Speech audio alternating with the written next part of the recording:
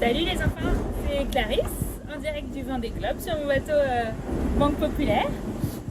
Aujourd'hui c'est une petite vidéo à destination de tous les écoliers qui me suivent. Voilà, je vais vous faire un grand coucou et répondre à quelques-unes des questions que vous m'avez envoyées.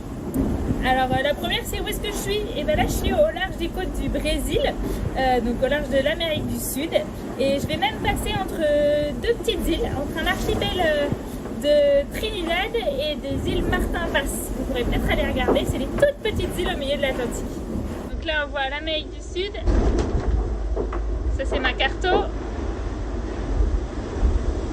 le Brésil, on voit tous les concurrents et moi je suis le petit point orange là. Voilà, celui-là qui fait un peu des zigzags à cause des grains. Et je vais passer entre les îles qui sont ici bientôt. Alors mes nuits, petite question sur mes nuits. Mes nuits elles sont un petit peu mouvementées parce qu'il faut s'occuper du bateau tout le temps. Après j'ai un pilote automatique qui me permet de ne pas avoir à barrer, mais il faut régler les voiles, il faut choisir sa trajectoire. Donc je dors pas forcément la nuit, je dors aussi le jour, mais c'est vrai que je dors plus facilement la nuit. Et j'ai tendance à faire des siestes de environ une demi-heure à 45 minutes, ça dépend des conditions météo. Là en ce moment c'est un petit peu fatigant parce qu'il y a beaucoup de grains, c'est des gros nuages avec du vent et de la pluie et qui font que je dois changer les réglages de mes voiles tout le temps. Et ça c'est très fatigant parce que je peux pas aller me poser tranquillement dans le bateau, il faut que je sorte, que je rentre, que je sorte, que je rentre pour m'occuper de mes voiles.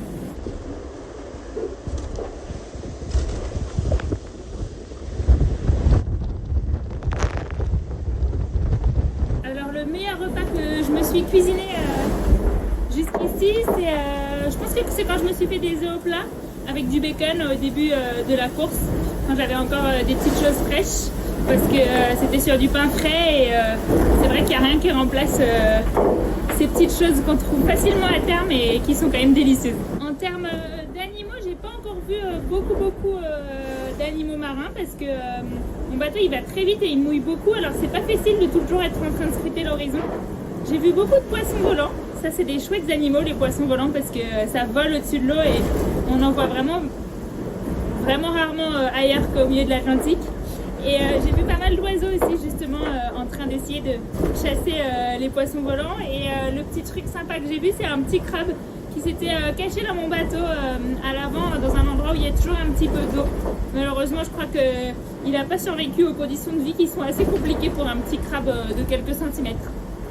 Alors par rapport à mon temps libre, c'est vrai que j'ai pas forcément beaucoup de temps libre. On est toujours un peu en train de surveiller son bateau. Mais dès que j'ai du temps libre, le premier truc que je fais c'est d'aller dormir ou de m'allonger, au moins fermer les yeux, faire un petit peu de respiration, de sophrologie pour me reposer, pour me détendre, pour essayer de lâcher prise. Et après j'ai carrément de quoi regarder des petits films. Je regarde des petits documentaires, des petits films par petits bouts, hein. Je regarde jamais tout en entier mais ça permet de se changer les idées. J'écoute beaucoup de musique et j'ai déjà lu 2 livres depuis le début. Un qui était une espèce de roman d'histoire d'amour très facile à lire et l'autre qui était un truc un peu triste sur une jeune fille malade, une histoire vraie mais qui était très bien écrit. Et voilà, donc j'ai plein d'autres livres qui m'attendent sur une liseuse. En fait, j'emmène pas de livre papier, c'est une liseuse. Voilà pour cette fois-ci, je vous fais un grand coucou et à bientôt pour des nouvelles aventures et n'hésitez pas à m'envoyer vos petites questions.